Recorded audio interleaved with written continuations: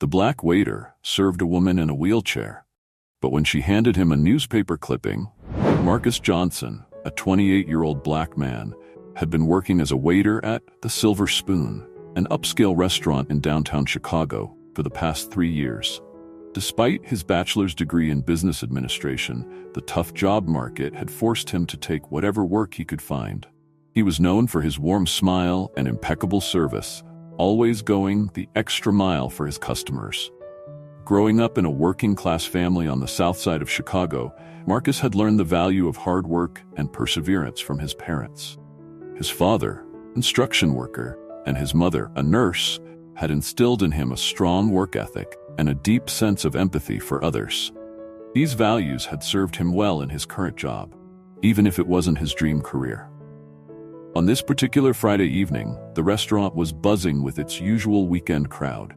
The clinking of glasses and the murmur of conversation filled the air as Marcus skillfully navigated between tables, balancing trays and taking orders. Little did he know that this shift would be different from any other he had experienced before. As he approached his assigned section, Marcus noticed a woman in a wheelchair being seated at one of his tables. She appeared to be in her mid-50s, with silver-streaked hair and kind eyes that crinkled at the corners when she smiled. Something about her demeanor intrigued Marcus, and he found himself looking forward to serving her table. As Marcus approached the table, he noticed the woman was dining alone. This wasn't uncommon, but there was something about her that made him pause. She seemed lost in thought, her fingers tracing the pattern on the tablecloth absent-mindedly. "Good evening, ma'am. Welcome to the Silver Spoon. My name is Marcus, and I'll be your server tonight. May I start you off with something to drink?" he asked, his voice warm and professional. The woman looked up, her eyes focusing on Marcus. For a moment, he thought he saw a flicker of recognition in her gaze, but it disappeared so quickly he convinced himself he had imagined it. "Hello, Marcus," she said, her voice soft but clear. "I'd love a glass of white wine, please. Whatever you recommend." As Marcus turned to fetch the wine, couldn't shake the feeling that there was more to this woman than met the eye. When he returned with a crisp Chardonnay, she was studying the menu intently. "Have you decided on your meal, or would you like a few more minutes?" Marcus inquired. The woman smiled. "I think I'm ready. I'll have the pan-seared scallops, please." As Marcus jotted down her order, she added, "And Marcus, would you mind joining me for a moment? I have something I'd like to discuss with you." Taken aback by this unusual request, Marcus hesitated. It wasn't standard practice to sit with customers, but something in the woman's tone made him curious. He glanced around, noting that his other tables were settled for the moment. "Of course, ma'am. I have a few minutes," he replied, pulling out a chair and sitting down across from her. The woman leaned forward slightly, her eyes never leaving Marcus's face. "I want to thank you for your service tonight, Marcus. But more than that, I want to thank you for something you did a long time ago. Something you probably don't even remember." Marcus's brow furrowed in confusion. "I'm sorry, ma'am, but I don't understand. Have we met before?" She shook her head, a sad smile playing on her lips. "No, we haven't met. 5 years ago, you changed my life." As Marcus listened, bewildered, the woman reached into her purse and pulled out a folded piece of paper. She smoothed it out on the table, revealing a newspaper clipping. The headline read, "Local Hero Saves Woman from Burning Car." "This is you, isn't it?" she asked, pointing to a grainy photo of a younger Marcus, his face smudged with soot, helping paramedics load someone into an ambulance. Marcus's eyes widened in recognition. The memory of that day came flooding back. The screeching tires, the smell of burning rubber, the heat of the flames. He had been walking home from a late-night study session at the library when he witnessed the car crash. Without thinking, he had rushed to help, pulling the unconscious driver from the wreckage moments before the car exploded. "Yes, that's me," he admitted, his voice barely above a whisper. "But how did you know?" The woman's eyes filled with tears. "Because the woman you saved that day was my daughter, Emily." Marcus sat back in his chair, stunned by the revelation. He remembered the accident vividly, but he had never known what happened to the woman he had saved. After giving his statement to the police, he had gone home, showered off the soot, and tried to push the traumatic event from his mind. "Emily?" he repeated, the name feeling foreign on his tongue. Is she okay? The woman nodded, wiping away a tear. She's alive, thanks to you. She suffered severe injuries in the crash, including damage to her spine that left her paralyzed from the waist down. But she's alive, and she's thriving. She's a motivational speaker now, sharing her story of survival and resilience with others. Marcus felt a lump form in his throat. He had often wondered about the impact of his actions that night, but he had never imagined this. I don't know what to say. I'm just glad I was there to help. You did more than help, Marcus. You gave my daughter a second chance at life. And in doing so, you changed our entire family's trajectory. The woman reached across the table, grasping Marcus's hand. My name is Linda, by the way. Linda Thompson. As Linda spoke, Marcus found himself transported back to that fateful night. He remembered the fear that had gripped him as he approached the burning car, the adrenaline that had surged through his veins as he pulled Emily from the wreckage. He had acted on instinct, never considering the long-term consequences of his actions. I've been searching for you for years, Linda continued. Emily wanted to thank you personally, but we had no way of finding you. The police report only listed you as a good Samaritan, no contact information. It wasn't until last week when my husband and I were dining here that I recognized you from that old newspaper photo. Marcus shook his head in disbelief. I can't believe you found me after all this time. And here, I'll place it. And sometimes, the universe has a way of bringing people together when they need it most. And Marcus, I think you needed to hear this just as much as we needed to tell you. As the reality of the situation sank in, Marcus felt a whirlwind of emotion. Pride in his past actions, humility in the face of Linda's gratitude, and a sudden, overwhelming sense of purpose. For years, he had been going through the motions, feeling stuck in a job that didn't align with his dreams. But now, hearing about the profound impact he had made on Emily's life, felt a spark ignite within him. Linda, he said, his voice filled with newfound determination, thank you for sharing this with me. I never imagined that my actions that night would have such far-reaching consequences. Linda squeezed his hand. That's often the way with acts of kindness, Marcus. We rarely see the full extent of the ripples we create. In that moment, Marcus made a decision. He couldn't continue living his life as if that night had never happened. He needed to embrace the part of himself that had rushed into danger to save a stranger's life. I want to meet Emily, he said, surprising himself with the intensity of his words. If that's okay with you and her, of course, I'd like to hear her story. Linda's face lit up. Oh, Marcus, she would love that. In fact, she's giving a speech at a local community center next week. Would you like to come? Marcus nodded enthusiastically. I'd be honored. As he stood up to return to his duties, Marcus felt as if a weight had been lifted from his shoulders. For the first time in years, he felt a sense of purpose, connection to something greater than himself. Over the next week, Marcus threw himself into researching Emily's story. He watched videos of her speeches online, marveling at her strength and positivity in the face of adversity. He found himself inspired by her resilience, and it made him question his own life choices. The night of Emily's speech arrived, and Marcus sat in the audience, his heart pounding with anticipation. As Emily wheeled onto the stage, her presence commanding and her smile radiant, Marcus felt a surge of emotion. This was the woman he had saved, now changing lives with her words and her example. Emily's speech was powerful, detailing her journey from the accident to her current role as a motivational speaker. She spoke of the stranger who had saved her life, describing him as her guardian angel. When she finished, the audience gave her a standing ovation. After the speech, Linda introduced Marcus to Emily. The moment was charged with emotion as Emily grasped his hands, tears streaming down her face. "Thank you," she said simply, her voice choked with gratitude. "You gave me a second chance at life, and I've tried to make the most of it every day since." As they talked, Marcus felt a shift within himself. Emily's strength and determination in the face of adversity made his own struggles seem small in comparison. He realized that he had been letting fear and complacency hold him back, pursuing his true passions. In the days that followed, Marcus made a series of life-changing decisions. He gave notice at the restaurant, enrolled in a firefighter training program, and began volunteering at a local youth center.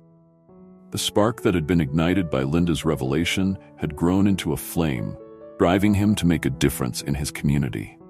However, these changes didn't come without challenges. Marcus's family was concerned about the risks associated with firefighting, and he faced financial strain as he juggled training and part-time work. There were moments of doubt when he wondered if he had made the right choice. But every time he faltered, Marcus thought of Emily and the impact one selfless act had made. He remembered the feeling of pulling her from that burning car, and it renewed his determination to dedicate his life to helping others. As Marcus immersed himself in his new path, he found an unexpected ally in Tom, a veteran firefighter who took him under his wing. Tom, a gruff but kind-hearted man in his 50s, recognized the passion and dedication in Marcus and became determined to help him succeed. "You've got the heart for this job, kid," Tom told him one day after a particularly grueling training session. "But heart alone won't save lives. You need skill, strategy, and teamwork." Under Tom's guidance, Marcus pushed himself harder than he ever had before. He learned about fire behavior, rescue techniques, and emergency medical procedures. Physical demands were intense, but Marcus found that he thrived under pressure. Meanwhile, Marcus's relationship with Emily and Linda continued to grow. He became a regular at Emily's speeches, drawing inspiration from her words and using them to fuel his own journey. Emily, in turn, began incorporating Marcus's story into her talks, using it as an example of how one person's actions can have a profound impact on others. As Marcus progressed in his training, he also became more involved in the community. He started a program at the youth center teaching fire safety to kids, drawing on his own experience to emphasize the importance of quick thinking and bravery in emergency situations. One day, while Marcus was volunteering at the center, a young boy named Jamal approached him. Jamal, a shy 10-year-old from a troubled home, had been a regular at Marcus's fire safety classes. "Mr. Marcus," Jamal said hesitantly, "do you think I could be a firefighter?" Marcus knelt down to Jamal's level, looking the boy in the eye. "Absolutely, Jamal. It takes hard work and dedication, but if you set your mind to it, you can do anything." As he spoke those words, Marcus realized how much he had changed. Just months ago, he had been stuck in a job he didn't love, feeling powerless to change his circumstances. Now, he was not only pursuing his own dreams but inspiring others to do the same. The secondary plot of Marcus's firefighter training and community involvement served to reinforce the themes of the main story: the ripple effect of kindness, power of second chances, and the importance of living with purpose. It also provided a backdrop against which his personal growth could be measured, as he transformed from a disillusioned waiter to a man dedicated to making a difference in his community. As Marcus continued his firefighter training and deepened his involvement with Emily's motivational speaking events, he found himself at the center of an expanding network of relationships that both challenged and supported him. His friendship with Emily blossomed into a deep mutual respect. They began meeting regularly for coffee, sharing their experiences and dreams. Emily's perspective on life after her near-death experience provided Marcus with invaluable insights.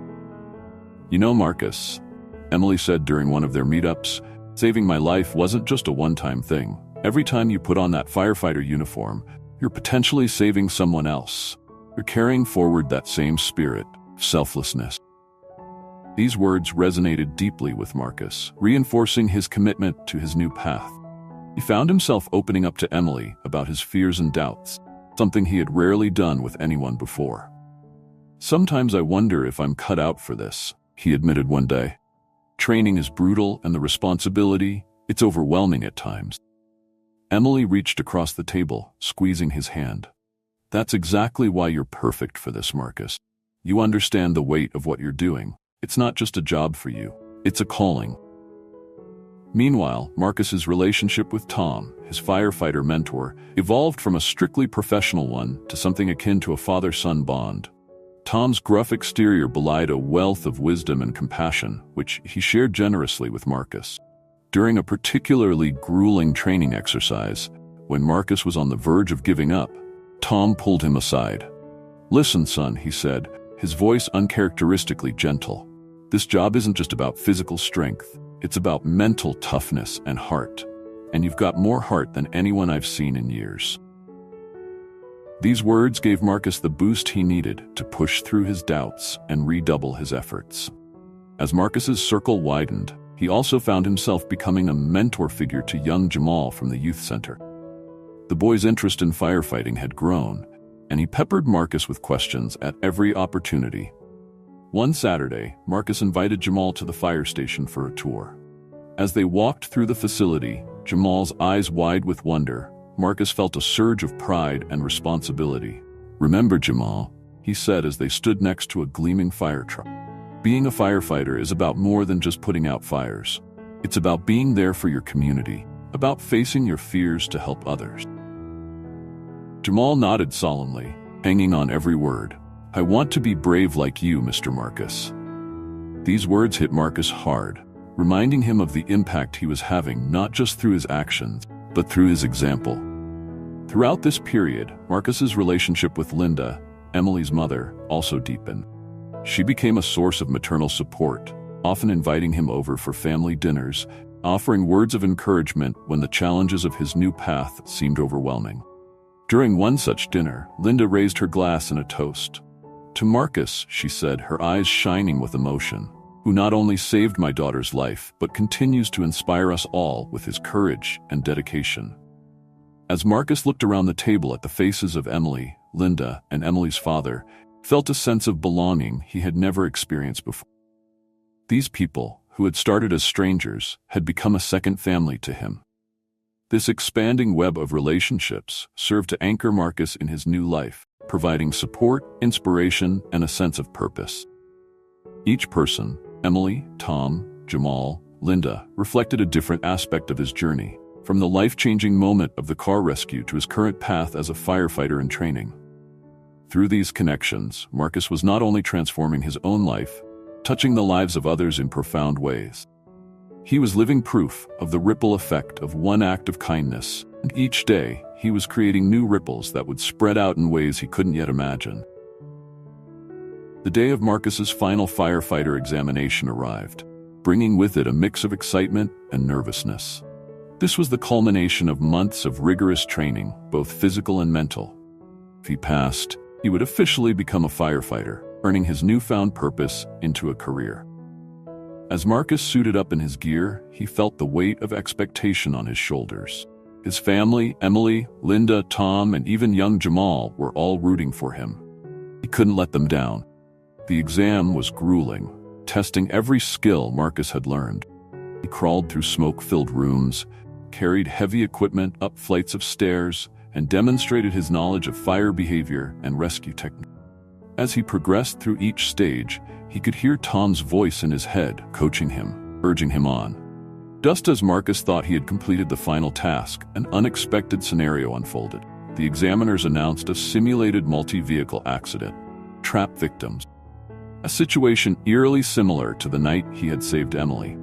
For a moment, Marcus froze. The memories of that night came flooding back. The heat, fear, urgency. But then, he heard Emily's voice in his mind. "You're carrying forward that same spirit of selflessness." With renewed determination, Marcus sprang into action. He coordinated with his team, assessing the scene and prioritizing the rescue effort. As he worked to free the victims from the wreckage, he drew on every ounce of training and experience he had gained. Time seemed to slow down as Marcus focused on the task at hand. He could feel the eyes of the examiners on him, but he blocked out everything except the rescue operation. With steady hands and calm words, he extracted the last victim just as the simulation timer ran out. Exhausted and covered in sweat, Marcus stood before the examination panel, awaiting their verdict. The lead examiner, a stern-faced woman with graying hair, looked at him intently.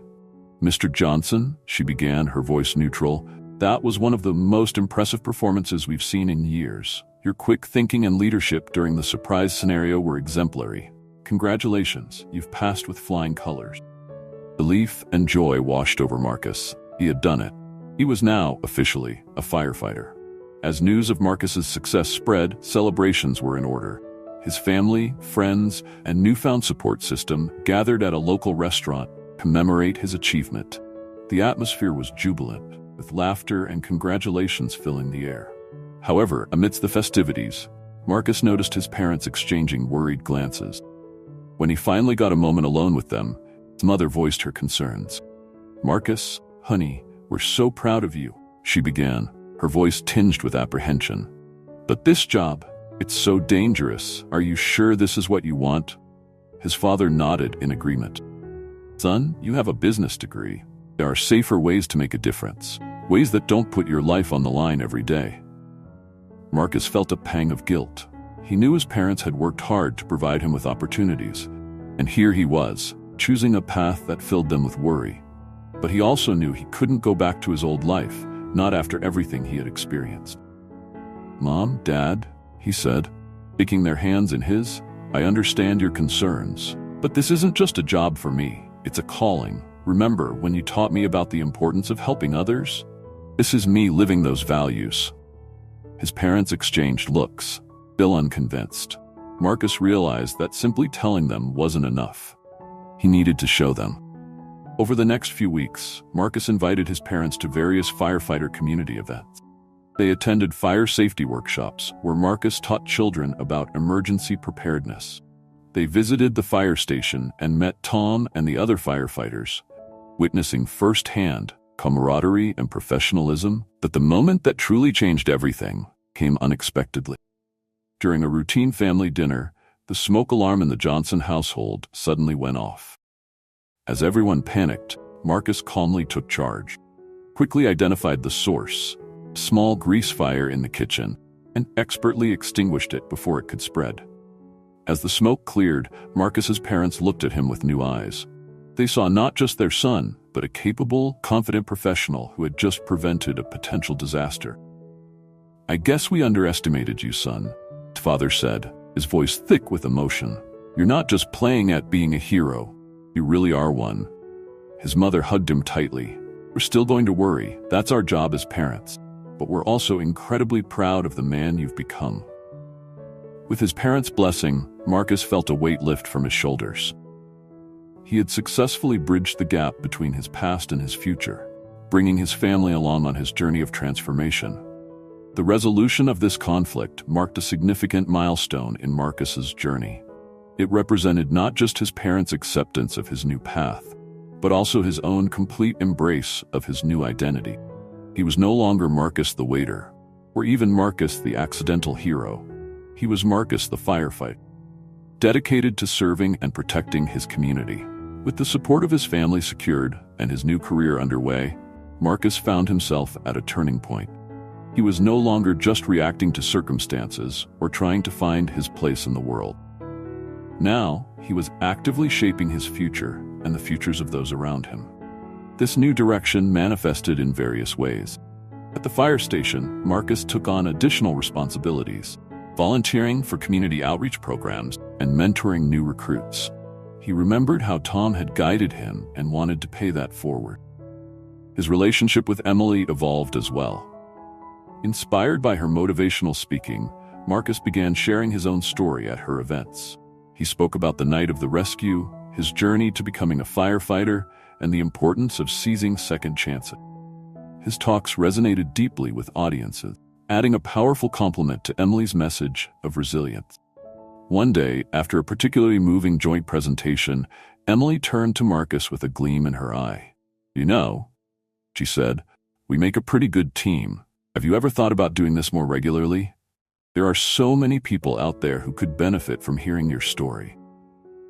Marcus considered her words carefully.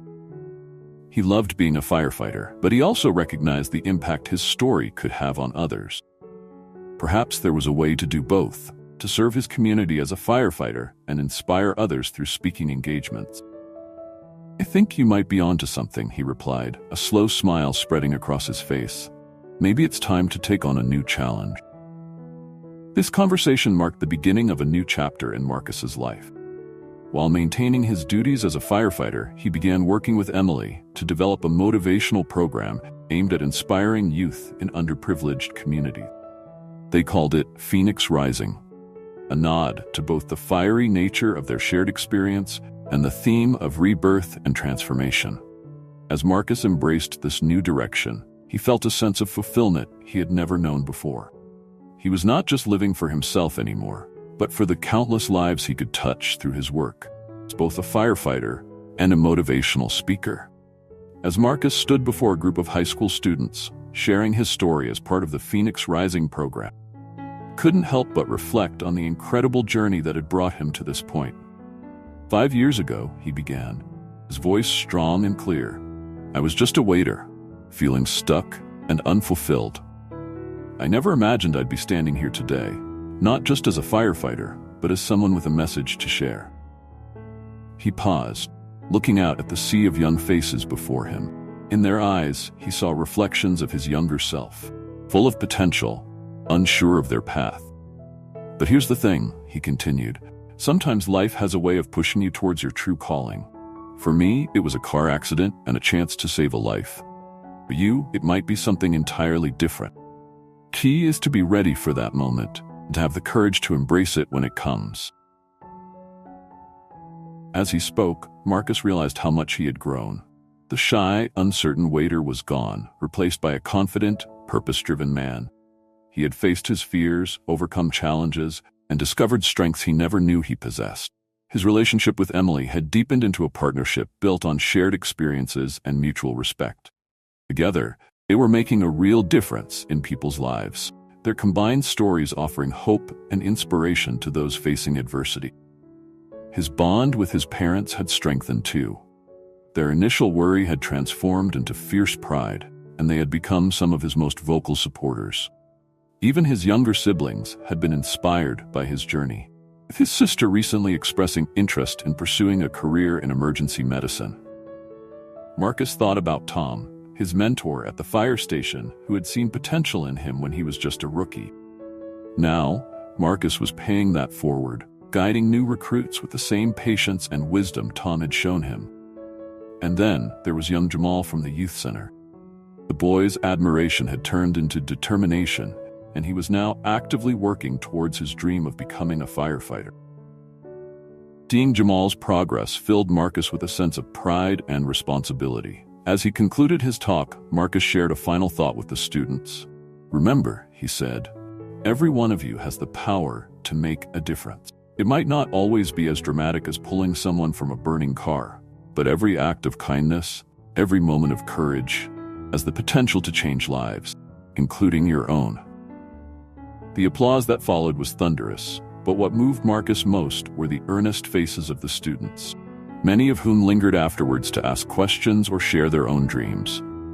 As he left the school that day, Marcus felt a profound sense of gratitude. He was grateful for that fateful night 5 years ago, for the challenges he had faced, for the people who had supported him along the way.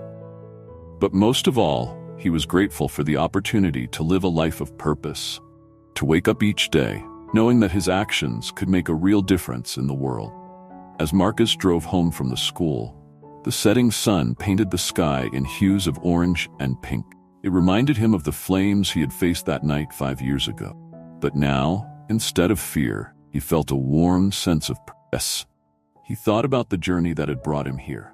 From a waiter unsure of his path to a firefighter and motivational speaker touching lives every day. The transformation hadn't been easy, but it had been profoundly rewarding. Marcus realized that his story was a testament to the ripple effect, kindness, and courage. One split-second decision to help a stranger had set off a chain reaction, changing not just his life, the lives of countless others. Emily, Linda, Tom, Jamal, the students he spoke to, each connection was a ripple spreading outward, creating waves of positive change. As he pulled into his driveway, Marcus's phone buzzed with a text from Emily. "Great job today. Ready for tomorrow's talk at the community center?" Marcus smiled as he typed his reply. "Always ready. Every day is a new chance to make a difference." And that, he realized, was the heart of his journey. Every day was an opportunity to choose courage, to extend kindness, to inspire others. Whether he was rushing into a burning building or sharing his story with a room full of strangers, Marcus was living proof that one person could indeed make a difference. As he stepped out of his car, the last rays of sunlight glinting off his firefighter badge, Marcus felt ready for whatever challenges tomorrow might bring. After all, every moment was a chance to create a new ripple, touch another life, be the change he wished to see in the world.